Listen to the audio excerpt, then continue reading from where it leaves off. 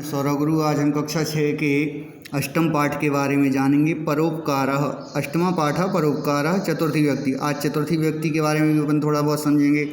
तो यहाँ पर लिखा है परेषाम उपकारः, परेषाम उपकारः परोपकारः।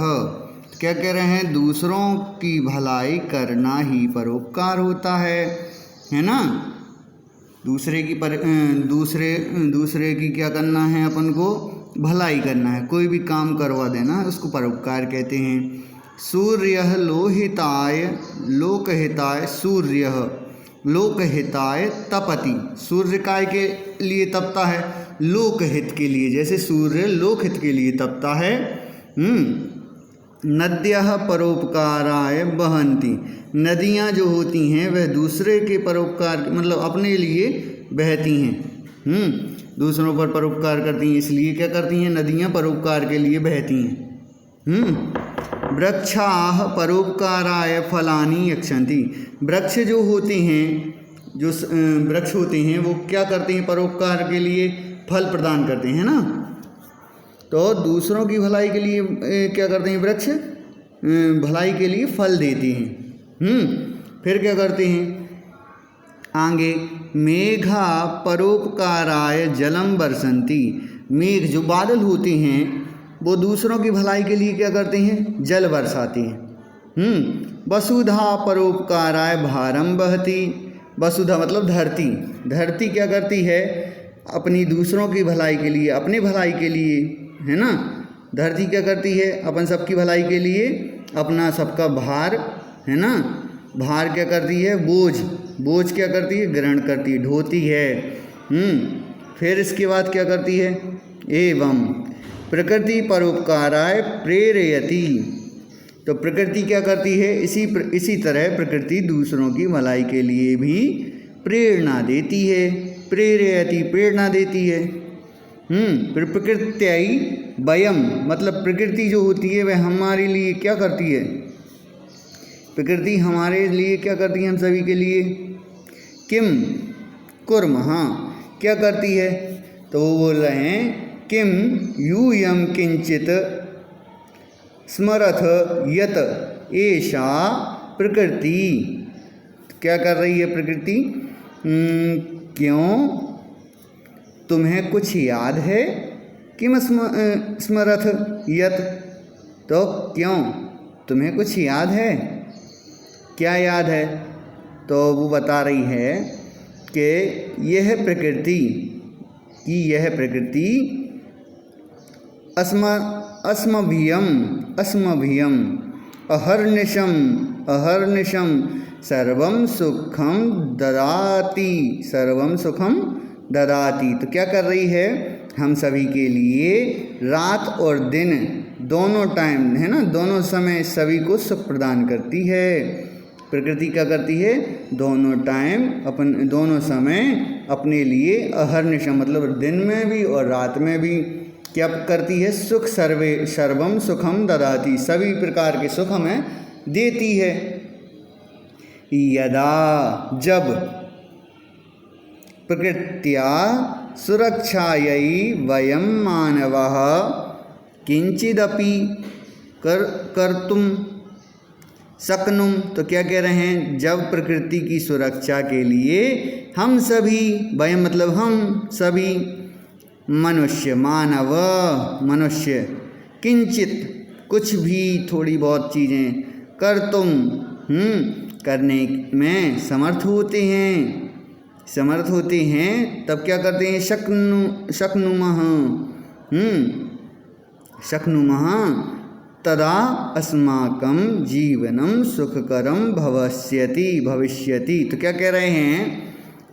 तब हमारा जो है ना, हमारा जीवन सुखकर होगा। हमारा जीवन क्या होगा? सुखमय होगा। कैसे होगा? जब हम प्रकृति की रक्षा करेंगे तब हमारा जीवन सुखमय होगा।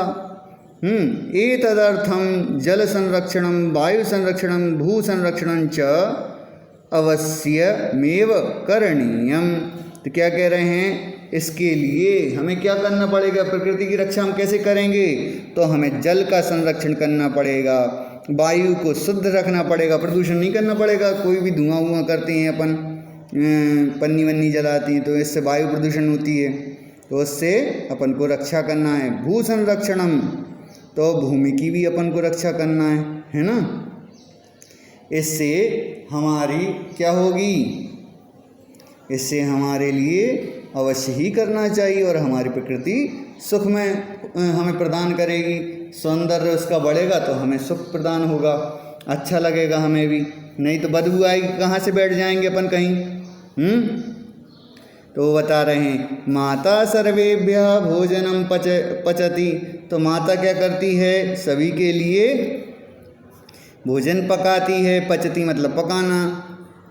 भोजनम स्वास्थ्य लाभाय भवति, भोजन स्वास्थ्य के लिए लाभमय होता है ना। फिर स्वास्थ्यम ज्ञानाय परिश्रमाय, स्वास्थ्य ज्ञान के लिए होता है, और परिश्रम काय के लिए होता है? तो कह रहे हैं परिश्रम च भवति, परिश्रम भी हमें करना होता है ना। स्वास्थ्य ज्ञान के लिए और परिश्रम के लिए बहुत अच्छा होता है। परिश्रम करोगे तो स्वस्थ रहोगे। परिवारे पिता पुत्राय विद्याधनम ददाति, परिवार में पिता पुत्र के लिए विद्या और धन दोनों ही क्या करते हैं? देते हैं। फिर माता स्वपुत्रे सुसंस्कारम यच्छति, तो माता क्या करती है? अपनी पुत्रियों के लिए स्वपुत्रई, पुत्रियों के लिए सुसंस्कार देती है। पुत्रों के लिए नहीं देती, पुत्रों के लिए भी देती है। फिर सैनिकः देश रक्षाय स्वशरीरस्य बलिदानम करोति, तो सैनिक देश की रक्षा के लिए क्या करते हैं? स्व मतलब खुद के लिए, शरीरस्य शरीर का, बलिदानम करोति बलिदान करते हैं, खुद के शरीर का बलिदान कर लेते हैं वो देश की रक्षा के लिए। देखो बॉर्डर पे खड़े होकर अपनी रक्षा करते हैं दिन रात। फिर जनसेवकाः समाज विकासाय सततम, जो जन सेवक होते हैं वो क्या, जो जन सेवक समाज होती है वो क्या करती है? तो विकास के लिए सततम मतलब लगातार क्या करती है? कार्यम करोति, लगातार कार्य करती है। परिश्रमः धनार्जनाय भवति, परिश्रम से ही धन का आवागमन लगा रहता है। परिश्रम नहीं करोगे तो कहाँ से धन आएगा? इसी प्रकार अपन को कमाने के लिए परिश्रम तो करना पड़ता है। धनम राष्ट्र विकासाय धर्माय सुखाय च भवति, तो धन क्या होता है? धन से राष्ट्र का विकास होता है, और धर्म से धर्माय सुखाय च भवति, जब अपन धन प्राप्त कर लेते हैं धन से राष्ट्र का विकास होता है, और जब राष्ट्र का विकास होगा तो धर्म का भी होगा और सुख के लिए भी होता है ना। धन धर्म और सुख के लिए भी होता है। आगे क्या है? अतः परोपकारस्य विषयम कथियतम, तो क्या कह रहे हैं? इसलिए परोपकार के विषय में कहा गया है। क्या कहा गया है? तो कह रहे हैं परोपकाराय फलानि वृक्षा, परोपकाराय फलन्ति वृक्षा, परोपकाराय फलन्ति वृक्षाः, परोपकाराय वहन्ति नद्यः। फिर परोपकाराय दुहन्ति गावः, परोपकारार्थमिदं शरीरम्, परोपकाराय दुहन्ति गावः, परोपकारार्थमिदं शरीरम्। कह रहे हैं दूसरों की भलाई के लिए वृक्षों पर फल लगते हैं, दूसरों की भलाई के लिए नदियाँ बहती हैं, अपना जल देती हैं, प्रदान करती हैं परोपकार के लिए। फिर परोपकाराय दुहन्ति गावः, तो कह रहे हैं परोपकार के लिए गाय दूध देती हैं। परोपकारार्थमिदं शरीरम, परोपकार के लिए ही यह हमारा शरीर है ना। तो हमें परोपकार करना चाहिए, दूसरों की सेवा करना चाहिए। कोई असमर्थ है तो उसकी सेवा कर दो।